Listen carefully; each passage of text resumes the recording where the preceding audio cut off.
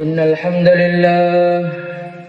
الحمد لله نستعينه ونستغفره ونؤمن به ونتوكل عليه ونعوذ به من شرور أنفسنا ومن سيئات أعمالنا من يهده الله فلا مضل له ومن يضلل فلا هادي له أشهد أن لا إله إلا الله وحده لا شريك له وأشهد أن سيدنا ومولانا وحبيبنا محمدا عبده ورسوله اللهم صل على سيدنا محمد وعلى آله وصحبه أجمعين أما بعد قال تعالى في كتابه الكريم والذين جاهدوا فينا لنهدينهم سبلنا وإن الله لمع المحسنين. Hadirin yang dimuliakan oleh Allah Subhanahu wa taala, Rasulullah sallallahu alaihi wasallam beliau bersabda, kurang lebihnya ma zadas zaman illa wa ma ba'dahu syarrun minhu. Ma zadas zaman illa syiddah. Hadirin yang muliakan, Rasulullah sallallahu alaihi wasallam beliau bersabda, zaman ini tambah akhir bukan tambah baik, tapi tambah akhir tambah buruk. Zaman ini tambah akhir tambah berat, tambah akhir tambah berat, tambah akhir tambah berat. Kita mau, kita tidak mau, itulah yang akan terjadi. Umat semakin lama akan semakin jauh dari agama. Orang-orang agama akan mulai meninggalkan agama. Orang-orang dunia menjadi semakin mudah merusak orang-orang agama. Hadirin yang muliakan Allah Subhanahu wa taala. Dan sepertinya kita sekarang ini hidup pada zaman itu. Pada zaman yang betul-betul berat. Pada zaman yang kerusakan tampak di mana-mana.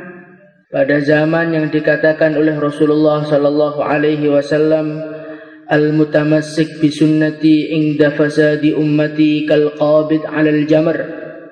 Orang yang berpegang teguh dengan sunnahku di saat rusaknya umatku seperti orang yang menggenggam bara api. Hadirin muliakan Allah Subhanahu wa taala, kita bisa membayangkan bagaimana panasnya orang itu ketika memegang bara api. Tangannya akan kepanasan dengan panas yang luar biasa. Hadirin muliakan Allah Subhanahu wa taala. Kemudian setelah kita melihat seperti ini, apa sikap kita? Ini yang paling penting. Ketika orang itu melihat kerusakan zaman, maka manusia ini terbagi menjadi dua. Ada manusia-manusia yang mereka ini putus asa dengan keadaan ini. Mereka mengatakan memang zaman sudah rusak, mau bagaimana lagi? Memang zaman ini sudah jauh dari agama, mau bagaimana lagi? Zaman edan nek gak edan gak kumanan jare. Hadirin dimuliakan Allah Subhanahu wa taala.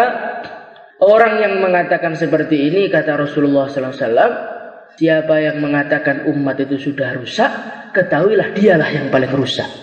Jadi hadirin dimuliakan Allah Subhanahu wa taala, ketika orang itu salah menyikapi keadaan pada zaman ini, maka dialah yang pertama kali akan hancur.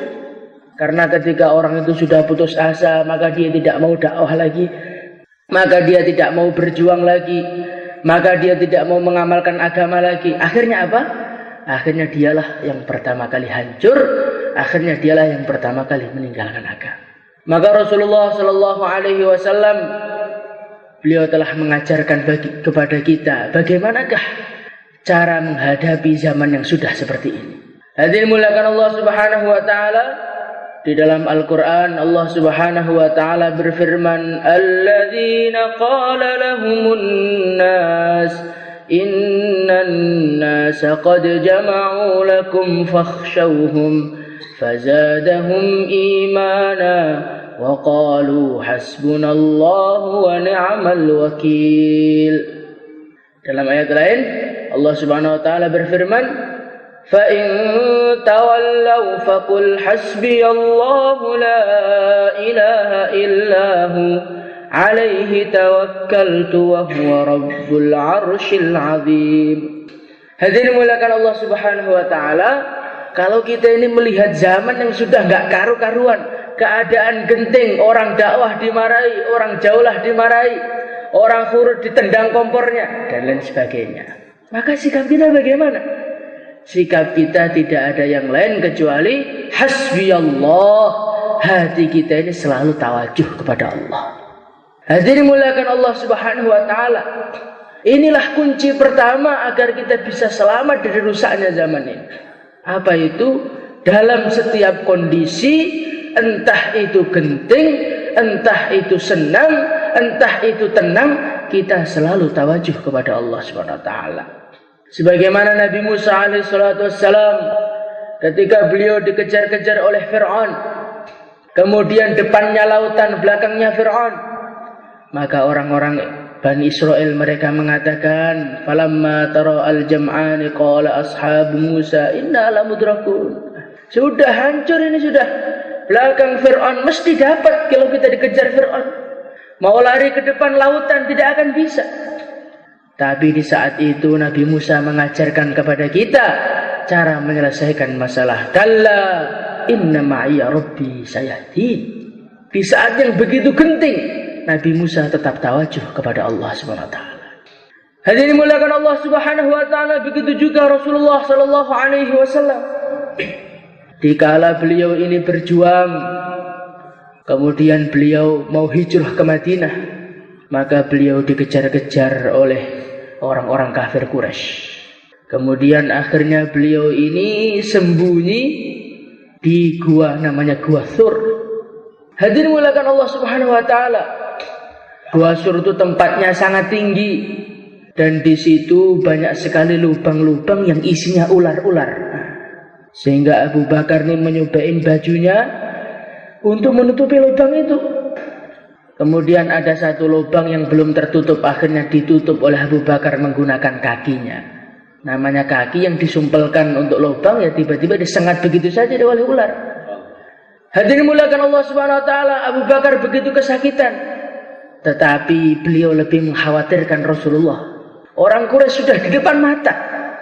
Sehingga diceritakan dalam sejarah kalau orang Quraisy mau turun dikit aja, maka mereka langsung bisa melihat Rasulullah SAW dengan Abu Bakar. Di saat yang begitu genting, suasana begitu genting antara hidup dengan mati, apa yang dikatakan Rasulullah? La tahzan, innallaha ma'ana.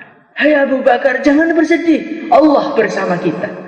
Jadi hadirin dimuliakan Allah Subhanahu wa taala, Nabi mengajarkan kepada kita bagaimana di saat genting, di saat kondisi, di saat keadaan mengajak kita tawajuh kepada makhluk, kita tawajuh kepada Allah.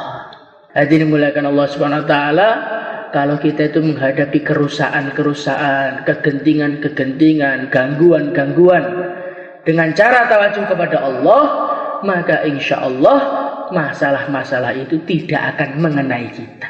Hadirin dimuliakan Allah Subhanahu wa taala, begitu juga di saat kita ini mendapatkan kesenangan, bukan kita ini melupakan Allah, tapi kita juga harus tawajuh pada Allah. Idza jaa nasrullahi wal fath wa ra'aitan nasa yadkhuluna fi dinillahi afwaja fasabbih bihamdi rabbika wastaghfir. Di saat orang ini berbondong-bondong keluar fisabilillah, berbondong-bondong beriman kepada Allah, maka Allah Subhanahu wa taala mengatakan kepada baginda Nabi, fasabbih, membacalah tasbih kamu kepada Allah. Maknanya apa? Dikala senang, dikala susah, kita ini harus tawajuh kepada Allah. Insyaallah hadirin. Hadirin dimuliakan Allah Subhanahu wa taala, inilah cara yang pertama supaya kita ini tidak terkesan, supaya kita ini tidak terikut arus pada zaman ini, kalau kita ini selalu tawajuh kepada Allah. Kemudian hadirin dimuliakan Allah Subhanahu wa taala, cara yang kedua supaya kita ini tidak terpengaruh dengan suasana keadaan, masalah keluarga, masalah desa, masalah kota, masalah dengan teman kita, masalah dengan siapa saja, supaya kita ini tidak terkesan, maka cara yang kedua adalah wala nabluwannakum bisyai'in minal khaufi wal ju' wa naqsim minal amwali wal anfusi was samarat wa basyiris sabirin. Namanya orang itu kalau sudah beriman, maka Allah akan memberikan masalah-masalah kepada dia. Walanabluwannakum bisyai'im minal khauf. Aku akan menguji mereka dengan ketakutan-ketakutan dari segala arah. Diganggu oleh orang desanya, diganggu oleh lurahnya, diganggu oleh bupatinya, diganggu oleh teman dan saudaranya, diganggu oleh keluarganya, ditakut-takuti. Walanabluwannakum bisyai'im minal khauf wal ju'. Allah akan uji dia, bisnisnya macet, usahanya macet, uangnya kurang, kelaparan. Wa naqsim minal amwali wal anfusi was samarat, panennya gagal. Tapi Allah mengatakan wa basyiris sabirin, berilah kabar gembira kepada orang-orang yang sabar. Maknanya bagaimana? Maknanya masalah-masalah yang akan kita hadapi ini akan kita lalui dengan mudah kalau kita ini mempunyai sifat sabar, mempunyai sifat tabah menghadapi ujian-ujian, tabah mengerjakan perintah Allah, tabah meninggalkan larangan Allah, tabah menghadapi ujian. Hadirin mulakan Allah Subhanahu wa taala, kalau ini kita miliki, maka kita hidup zaman apa saja tidak akan menjadi masalah bagi kita. Hadirin mulakan Allah Subhanahu wa taala, kenapa orang itu rusak itu sebetulnya kenapa? Yang pertama kali karena dia tidak tahan mengamalkan agama. Masa tiap hari acaranya suruh musyawarah pagi, masa tiap hari acaranya suruh jauhlah 2,5 jam. Ini kamu tuh mau menghancurkan kehidupan saya apa? Masa tiap bulan suruh keluar 3 hari, masa tiap tahun suruh keluar 40 hari. Betul-betul gak tahan saya mengerjakan ini. Jadi hadirin muliakan Allah Subhanahu wa taala, kerusakan orang pertama kali itu karena gak tahan mengamalkan agama. Kemudian yang kedua kali, sebabnya orang itu rusak gara-gara tidak tahan godaan dunia. Allah Subhanahu wa taala melarang kita maksiat, tapi sekitar kita mengiming-imingi maksiat. Akhirnya lama-lama kayaknya maksiat itu enak juga kayaknya. Di saat itulah orang itu akan hancur. Hadirin muliakan Allah Subhanahu wa taala. Kemudian yang ketiga kali orang tuh bisa hancur nggak mengamalkan agama itu kenapa? Tidak tahan ujian. Dia mengamalkan agama nikmat-nikmat, tiba-tiba dimarahi orang kampungnya, dimarahi oleh pejabatnya, diganggu oleh sana, diganggu oleh sini. Di saat itu kalau dia nggak sabar, memang kayaknya dakwah ini prospeknya nggak bagus di kampung saya ini. Lebih baik saya nggak usah dakwah aja daripada dipukuli orang. Nggak tahan dengan ujian, akhirnya dia tinggalkan agama.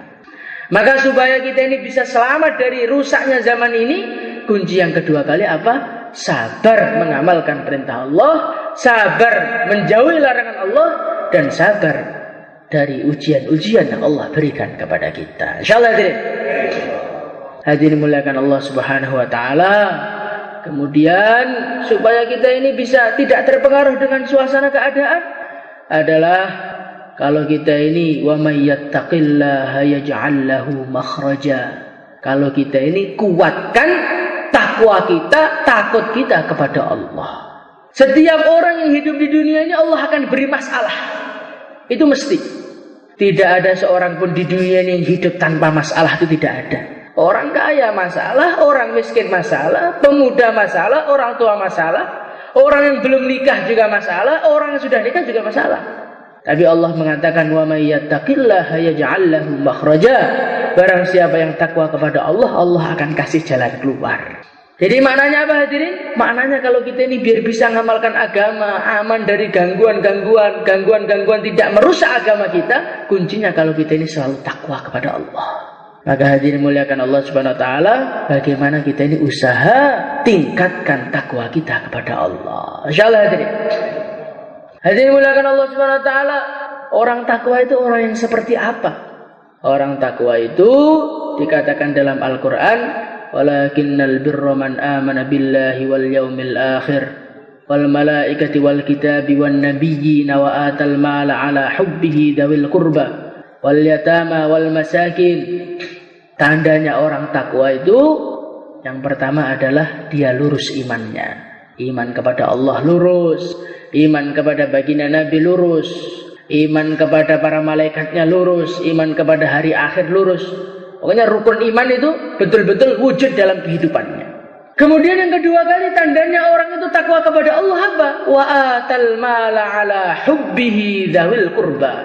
Dia menginfakkan hartanya padahal dia masih senang kepada harta tersebut. Itulah ciri orang takwa. Hadirin muliakan Allah Subhanahu wa taala, alhamdulillah kita ini Masya Allah sudah sering infak. Tapi biasanya infak baju bekas, infak makanan yang sudah tidak kita makan, infak uang-uang sisa yang sudah tidak kita perlukan. Hadirin yang muliakan, ini bagus juga daripada nggak sama sekali. Tapi ini belum yang dikehendaki. Lam tanalul birra hatta tunfiqu mimma tuhibbun. Sekali-kali kalian tidak akan mendapatkan kebaikan sebelum kalian itu menginfakkan apa yang kalian senangi. Ya. Inilah yang diceritakan Allah Subhanahu wa taala dalam Al-Qur'an. Jadi kita ini nggak akan bisa takwa dengan 100% kalau kita ini belum menginfakkan harta yang kita senangi. Loh, kenapa infak dengan takwa dikait-kaitkan? Karena kalau orang itu infak barang yang dia senangi, berarti menunjukkan dia itu punya keyakinan barang yang dia senangi itu bukan milik dia. Kalau kita itu yang kita infakkan yang murah-murah, yang bekas-bekas, maka berarti menunjukkan dalam hati kita ini masih ada pemahaman bahwasannya ini harta saya yang saya keluarkan yang sudah tidak saya gunakan. Nah, ini belum takwa. Orang takwa yang sebenarnya ini sebagaimana seorang sahabat, beliau ini sholat di kebunnya, maka melihat kebunnya indah sampai lupa rakaatnya. Maka beliau langsung datang sama Rasulullah, ya Rasulullah, kebun saya ini yang paling saya cintai ini saya infakkan untuk agama saja. Maka dengan sebab perbuatan inilah akhirnya turunlah ayat lan tanalul birra hatta tunfiqu mimma tuhibbun. Maka hadirin muliakan Allah Subhanahu wa taala, kita latih diri kita untuk menginfakkan perkara-perkara yang kita senangi. Insyaallah hadirin. Wa atal mala ala hubbi dzil qurba wal yatama wal masakin. Kemudian di antara tandanya orang iman apa? Wal mufuna, mereka itu menunaikan janjinya idza ahadu, dikala mereka berjanji. Jadi ciri khasnya orang takwa itu kalau memang saya nisabnya bulan 1, ya itu harus keluar bulan 1. Bagaimana jadi? Kalau kita ini kapan niatnya, Pak? Insyaallah saya bulan Desember. Jadi ketika bulan Desember, Masya Allah ini Pak, saya ada kendala ini, saya ada kendala itu, saya ada masalah ini, saya ada masalah itu. Nah, berarti kita ini tidak menepati janjinya. Kalau orang itu tidak bisa menepati janjinya, maka kita ini sulit menjadi orang-orang yang takwa. Maka ini dimuliakan Allah Subhanahu wa taala, bagaimana kita ini belajar menjadi orang yang menepati janjinya. Insyaallah hadirin. Kalau kita ini mengatakan siapa yang siap khidmat markas 1 bulan, saya siap 1 bulan, ya bagaimana kita penuhi 1 bulan 100%. Insyaallah. Kalau kita ini 1 bulan, nanti 1 minggu izin amir, ya ini bagus, tidak disalahkan. Tapi menunjukkan kita ini kesungguhannya itu kurang. Kalau memang kita ini ada kesungguhan dengan sebetul-betulnya, kalau niat 1 bulan ya digenapi betul 1 bulan. Kalau niat khurut 3 hari ya betul-betul 3 hari, nggak ada daftarinya. Nah, itu baru namanya orang takwa. Kalau orang itu belum bisa 100% seperti itu, ini nanti perlu didoakan lagi. Jadi dimuliakan Allah Subhanahu wa taala. Kemudian di antara caranya supaya kita ini bisa selamat dari hiruk pikuknya zaman ini, rusaknya zaman ini adalah sebagaimana yang dikatakan di dalam Al-Qur'an. Allah Subhanahu wa taala bercerita, "Wadda katsirum min ahlil kitab law yaruddunakum min ba'di imanikum kuffaran hasadan min 'indi anfusihim min ba'di ma tabayyana lahumul haqq fa'fu wasfahu hatta ya'tiyallahu bi amrihi innallaha ala kulli syai'in qadir wa aqimus salata wa atuz zakah." Di dalam Al-Quran Allah Subhanahu wa taala bercerita, orang-orang Yahudi, orang-orang Nasrani, mereka itu semangat untuk menghancurkan umat Islam. Mereka akan usaha dengan teknik ini, teknik itu, datangkan HP, datangkan internet, datangkan televisi, datangkan hiburan-hiburan dan lain sebagainya, biar kalian semua itu menjadi orang-orang yang buruk. Setelah kita mengetahui ini, sikap kita bagaimana kata Allah? Sikap kita adalah fa'fu wasfahu, kita nggak usah ngurusin itu. Kemudian yang kedua, wa aqimus shalah, sibukkan amal. Hadirin muliakan Allah Subhanahu wa taala. Jadi ini termasuk kunci menyelamatkan diri pada zaman ini. Apa itu? Fa'fu wasfahu. Sudah urusan-urusan dunia, urusan-urusan orang kafir mau merusak kita, mau apa, usaha ini, usaha itu, tidak usah kita perhatikan. Pada zaman ini banyak orang-orang Islam yang memperhatikan perkembangan orang-orang Yahudi. Maka dia menyebarkan berita, orang Yahudi sekarang punya rencana seperti ini. Orang Yahudi punya rencana seperti ini. Ketika kita ini terlalu banyak membaca berita-berita mengenai caranya orang Yahudi merusak Islam, nanti akhirnya apa? Lama-lama kita ini timbul putus asa. Oh, ternyata orang Yahudi memang sudah pinter mau menghancurkan orang Islam. Saya cuma mubeng-mubeng metu telung dino apa yo iso. Jadi ketika kita ini terlalu banyak memperhatikan kerusakan umat, orang ini sini tidak sholat, orang ini berbuat kemaksiatan seperti itu. Kalau kita terlalu banyak memperhatikan mereka, ini nanti akan menimbulkan keputusasaan. Maka fa'fu wasfa'u, sudah. Kita nggak usah ngurusi itu saja. Kita sibukkan diri dalam amal. Bagaimana nisabnya terjaga, amal masjidnya kita hidupkan, musyawarah kita rajinkan, hadir markas kita istiqomahkan. Insyaallah hadirin. Dengan kita ini sibuk di dalam amal, maka nanti akan ada orang-orang yang mau kita sibukkan untuk amal. Ketika kita melihat banyak orang mau disibukkan untuk amal, akhirnya timbullah harapan dalam diri kita. Tapi kalau kita ini yang kita lihat orang nggak sholat, orang zina, orang maksiat ini, kita tidak pernah lihat orang yang sholat di masjid, maka akhirnya apa? Zaman tanah wes rusak. Tapi kalau kita ini jauhlah, akhirnya dapat taskilan 1, jauhlah lagi dapat taskilan 1, khususi lagi dapat taskilan 1. Maka nanti pikiran kita berubah. Oh, ternyata zaman ini masih ada toh orang mau diajak amal agama. Akhirnya timbullah harapan. Lah ketika orang itu ada timbul harapan, maka timbul kesemangatan. Maka hadirin muliakan Allah Subhanahu wa taala, bagaimana kita ini sibukkan diri kita dalam amal. Insyaallah hadirin. Hadirin muliakan Allah Subhanahu wa taala. Dan kita ini sudah berusaha sibukkan diri dalam amal. Tapi kok gak iso-iso iki?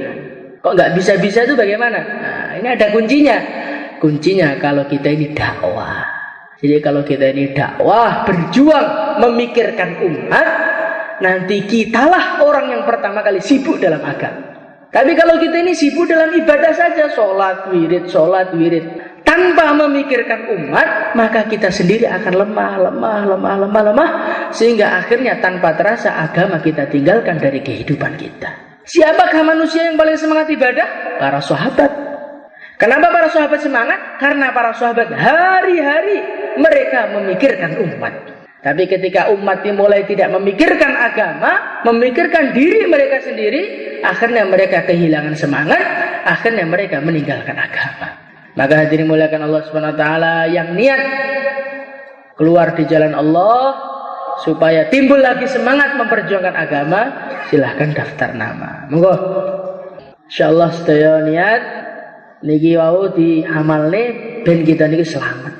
Lah niki sampun terbukti kathah tiyang sing selamat kelawan ngamalne napa sing didhawuhaken Allah, napa sing didhawuhaken Kanjeng Nabi. Pun pokoke kita ini sementing hurute diopeni, perjuangane diopeni ngelak dugi surga piyambak insyaallah.